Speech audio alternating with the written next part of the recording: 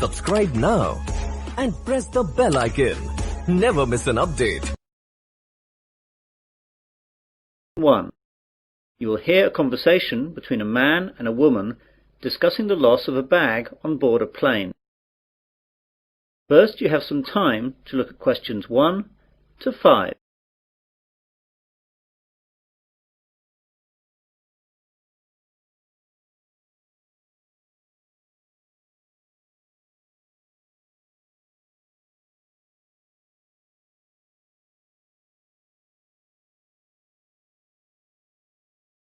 You will see that there is an example.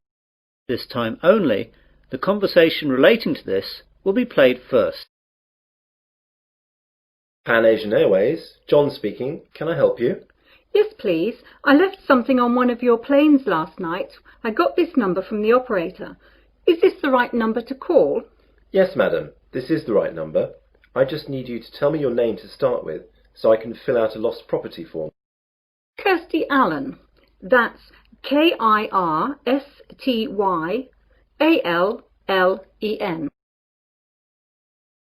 So, Kirsty is the correct answer. Now we begin. You should answer the questions as you listen, as the recording is not played twice. Listen carefully to the conversation and answer questions 1 to 5. Pan Asian Airways, John speaking. Can I help you? Yes, please. I left something on one of your planes last night. I got this number from the operator. Is this the right number to call? Yes, madam. This is the right number. I just need you to tell me your name to start with, so I can fill out a lost property form. Kirsty Allen.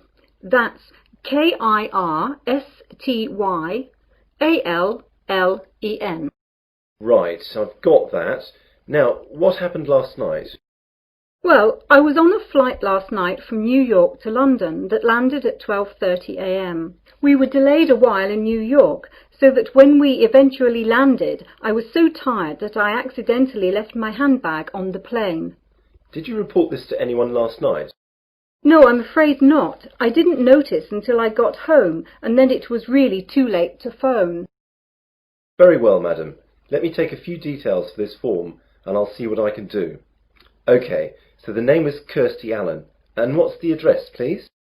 48 Wyndham Road, Richmond. The postcode? R16GH7. Good, I've got that. Now, your telephone number? Well, my home number is 020-8927-7651. And my mobile is 07754-897-432. I'm sorry, I didn't catch the second one. What was the mobile again? 07754-897-432. Thanks. Now, do you know the flight number of the plane you were on last night? Oh yes, hang on a second. I've got my boarding pass stub right here. The flight number was PA356.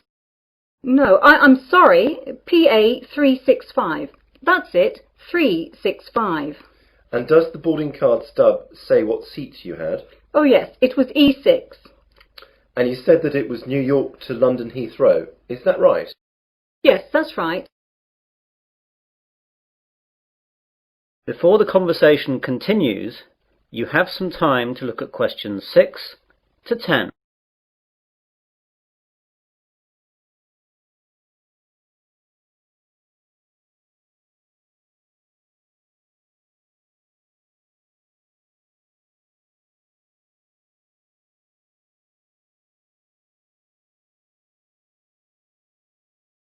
Now listen carefully and answer questions 6 to 10. OK then. Now, I have to take some details about the bag that you lost. It was a handbag, yes? That's right. Could you describe it to me? Well, I guess it just looks like any regular handbag. It's very dark red with black handles, and the catch on the top is gold-coloured. Does it have any distinguishing marks? Not really. It's quite new, you see, so I haven't scratched it or anything. It's got a brand name, but that's just inside the bag when you open it, under the catch. OK. Now, can you tell me what was inside the bag? Quite a few things, actually. Not my passport, of course, or I would never have got out of the airport. My purse is inside, and that's got about $200 and about £70 cash. There is also my credit card and some membership cards. Good. I'll just write that down. Anything else in the bag? A small paperback that I was reading, some makeup, my work keys, but not my house keys, thank God, and a couple of pens. Have you informed the police about the loss of the card? Yes, and I've also cancelled the card with the credit company. Right. Now what I'll do is to contact the lost property, which is where your bag will have gone if it was found. I'll give you a call back within an hour and tell you what the situation is. If you haven't had a call within an hour and a half, call back this number and ask for me. My name is John, OK? Yes, that's great, John. I'll speak to you later. Goodbye. Goodbye. That is the end of section 1. You will now have half a minute to check your answers.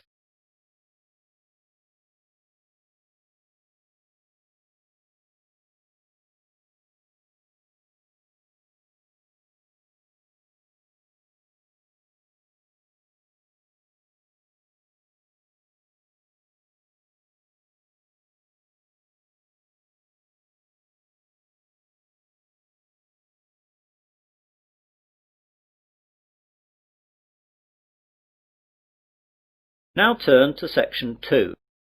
Section 2.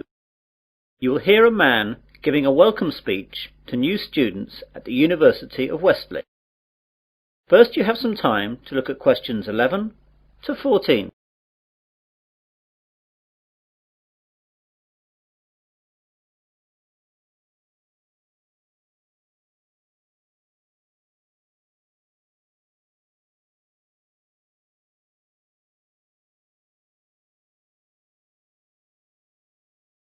Now listen carefully to the welcome speech and answer questions 11 to 14.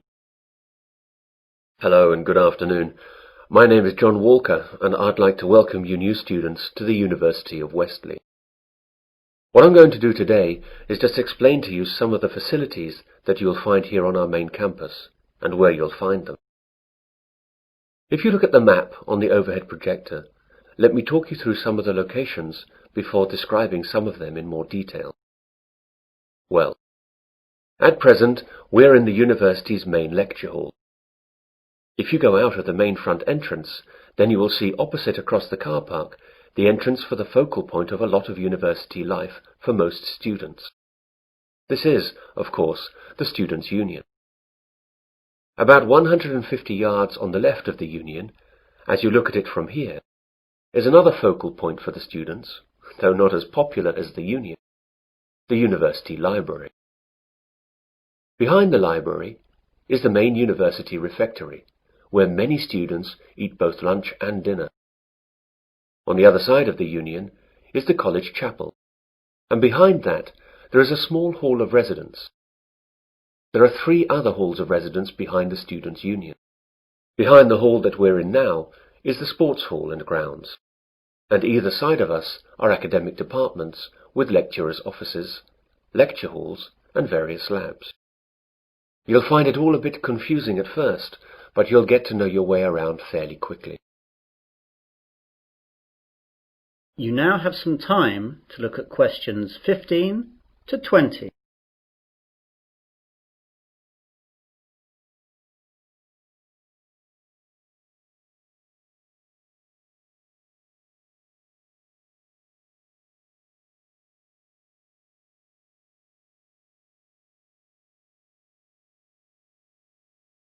Now listen to the rest of the welcome speech and answer questions 15 to 20.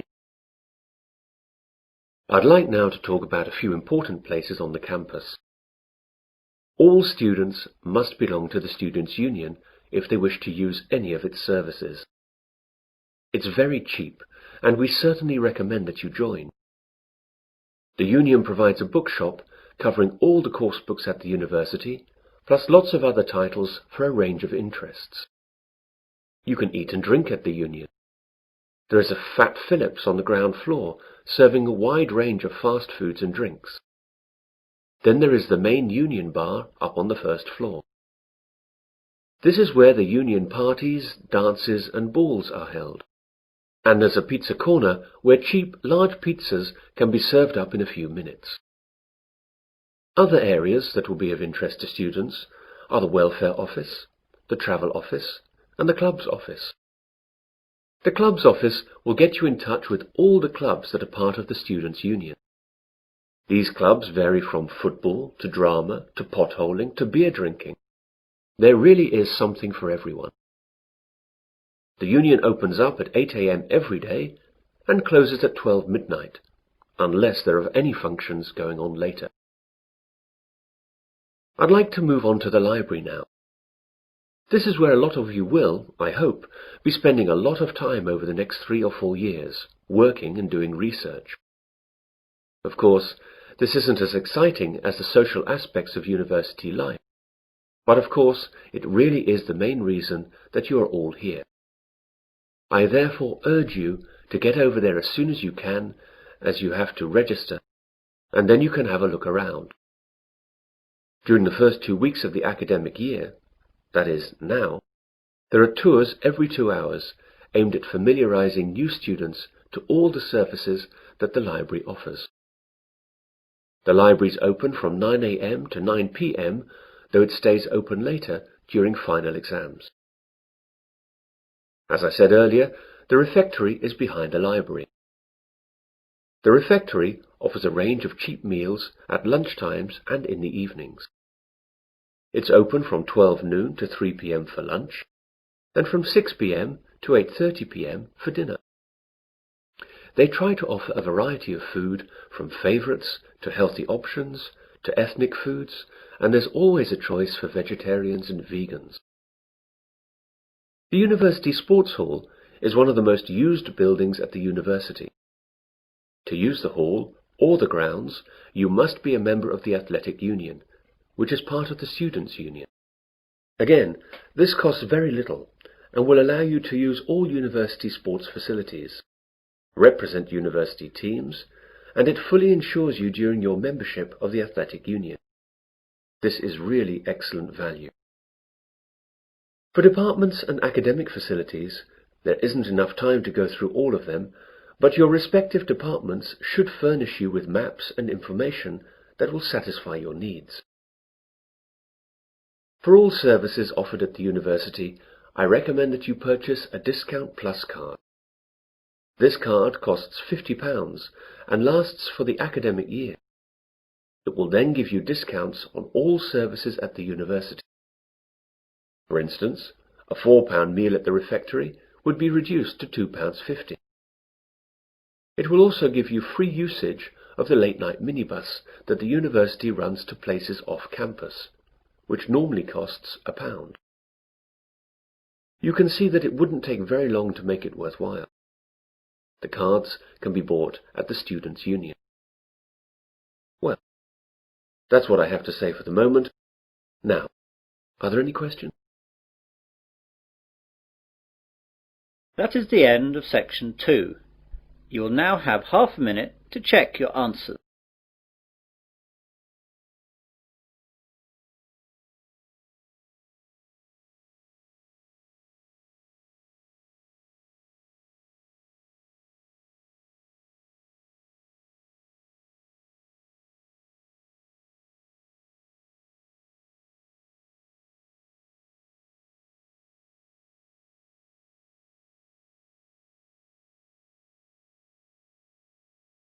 Now turn to section 3. Section 3. You will hear 2 students discussing the new term at their university. First, you have some time to look at questions 21 to 25.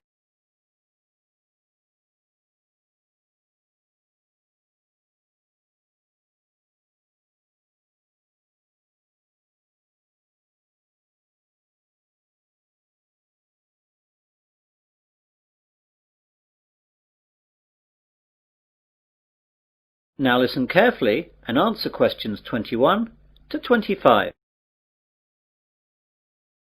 Hey John, I didn't know you were here at university yet. When did you get here? Oh, just yesterday, Thursday. I've got some stuff to get sorted out for the start of my second year, as I've just got some new subjects.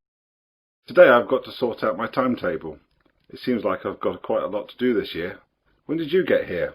I've been here since Tuesday. What classes are you doing this year then? Well, I'm continuing economics, of course, as that's my major, but I'm taking an extra maths class and I'm dropping Spanish so I can take up French. What about you? My major's the same as yours, of course, but I'm going to continue the same classes as last year as I like them so much. They're history and music. What's your Monday timetable like? Well, at 9, it looks like I've got French for 3 hours. That's going to be a tough start to the week. Yeah, I can't imagine it worse. I've got history for 3 hours, which will kill me. The good thing for me is that I've got a free in the afternoon, which will relax me after that morning. No such luck for me, though. I've got that extra maths class starting then, so I'll be hard at work all day on Mondays. Yeah, I don't envy you that. Still, the extra maths will really help your economics in the long run.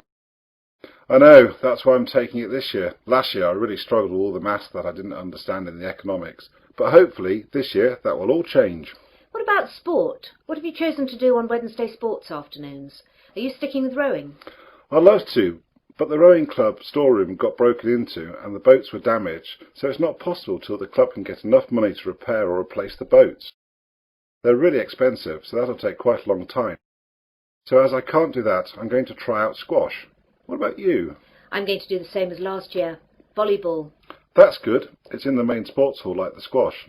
I'll be able to see you a lot this year. Yeah, it looks like that. You can help me with the maths that I don't understand. Ha! Maybe. For a small fee, of course. You now have some time to look at questions 26 to 30.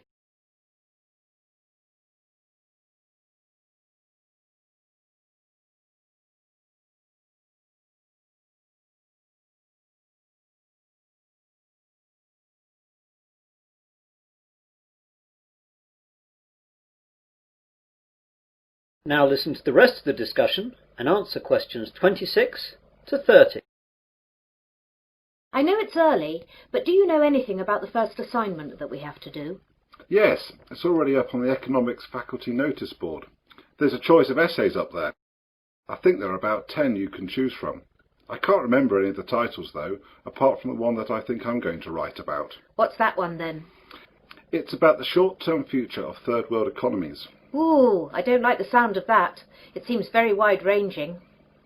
It is, but remember that I spent some of the summer vacation travelling in Africa and Asia, so that has made me more interested in the subject, and I've also got some first-hand ideas on the subject. Does the essay list mention how long the essays have to be and the deadlines? Yes, you remember last year all the essays had to be 3,000 words in length. Well, that's gone up by 1,000 words. Oh no, they'll take ages. I know. I was hoping that they'd stay at 3,000 words, or only go up to 3,500, but no luck, I'm afraid. What about the deadline? The first one has to be in by the 30th of October, and the second one by the 30th of November. It looks like one essay a month like last year. Well, at least that hasn't changed. But as it's the end of September now, that leaves only a month to get the first one done. I'm going to have to get onto that straight away. Yes, you'd better. If you want to talk about it, I'm going to be at the campus cafeteria at 1:30 for lunch. We could go over some questions. I can't then, as I'll be in the sports hall working out. How about 3 this afternoon at the economics common room? That seems okay. We'll be right by the economics course office where the questions are, so that'll be convenient for checking up on them.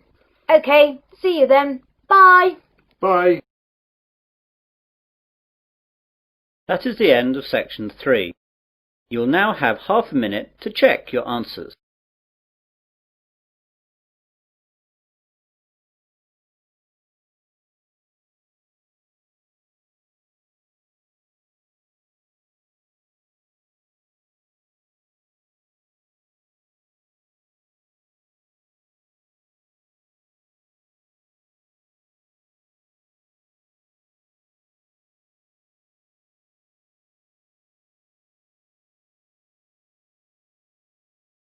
Now turn to section 4.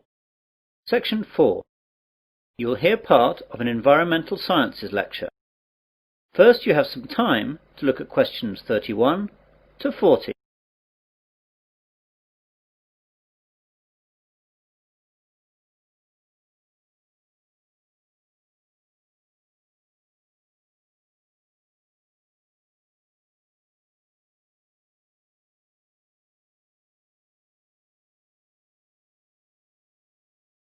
Now listen carefully and answer questions 31 to 40. Good morning, everyone. My name is Professor Wilson, and I'm lecturing you today as part of your Environmental Sciences course. Part of this course is concerned with pollution issues in our world today, and part of this lecture will look at some of the ways that the oil industry has developed to deal with oil spills around the world. Oil tankers are the largest ships to sail in the ocean. For countries such as Japan that have no oil deposits of their own, tankers are the only way that oil needed to power their economies can be moved. They are designed to hold millions of barrels of crude or refined oil in reasonable safety and without damage to the environment. When oil is released from these ships, the oil spreads out over the surface of the water in a large slick. These oil slicks can cover hundreds of miles, and they cause huge environmental damage. Oil is released for varying reasons. Accidents while loading and unloading and deliberate spills account for many slicks today, but it is ships hitting other ships or rocks which is the major cause of slicks. Because oil slicks are so damaging to the environment, numerous ways of containing them and cleaning them up have been developed. In previous years, slick cleaners would sometimes try to set fire to the slicks and burn them off, but that is rarely done nowadays because, surprisingly, nearly all oil slicks consist of compounds that aren't flammable. Combustibility comes after refining. The 4 ways of cleaning up oil spills that we'll look at today are as follows: the containment boom, chemical detergents, the sponge, bacteria. The containment boom is the most common method of cleaning up after an oil spill. Barriers are erected in the water and the oil is then sucked up.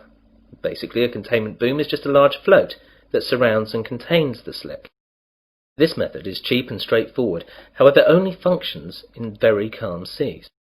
Another method to clean slicks is to spray detergent solution from airplanes or boats directly onto the spill. Depending on the detergent, 2 things can happen. One possible result is that the oil can break up into clumps, which sink to the bottom of the ocean. Although these clumps are themselves hazardous, the problems caused by the clumps are much easier to deal with than the problems caused by oil slicks. The other possibility is that the oil then breaks down into tiny droplets, which are soon spread and become harmless. This method is well suited to dealing with the larger slicks. A negative aspect is that often the chemicals remain in the water, and they can kill fish and other marine life. A Berlin-based company has developed an alternative method for cleaning up oil spills. EcoCarbon has invented a giant sponge made of lignite resin that sucks up the oil, preventing it from harming the environment. The sponge comes as a mat, which contains crushed coal, whose small granules can soak up large amounts of oil. The process is safe and cheap.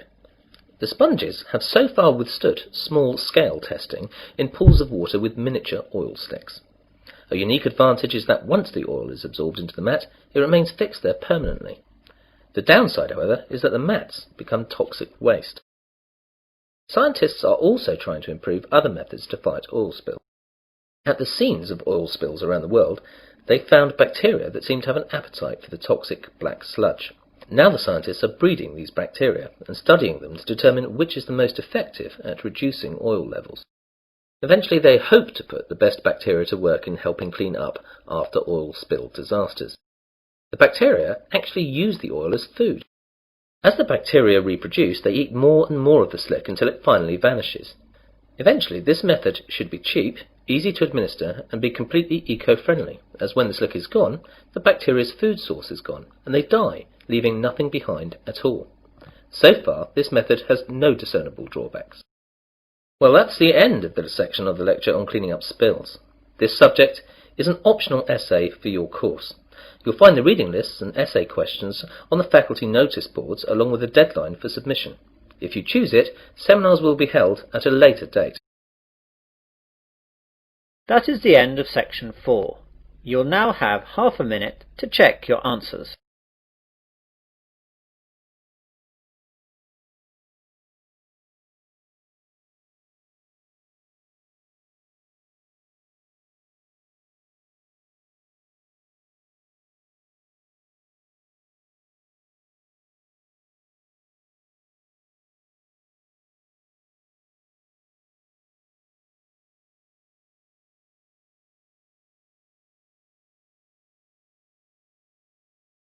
That is the end of listening test 1.